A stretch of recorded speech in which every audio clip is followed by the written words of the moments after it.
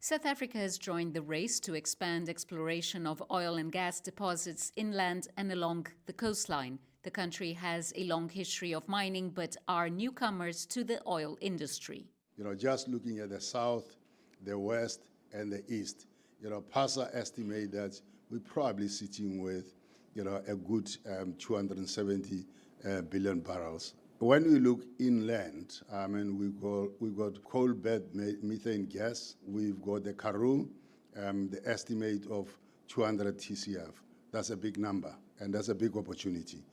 Oil and gas expeditions have so far been led by international companies, but that's set to change. South Africa recently gave the green light to an upstream petroleum resources bill to accelerate exploration, which will be led by a newly formed National Petroleum Company, SANPC. The operationalization of a commercial viable National Petroleum Company will undoubtedly be a game changer, not only for South Africa, but for the African continent.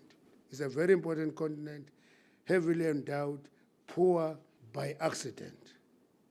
And our duty is to convert that endowment into wealth for Africans. Fossil fuels have become a sticking point as the world works towards drastically reducing carbon emissions to reverse global warming.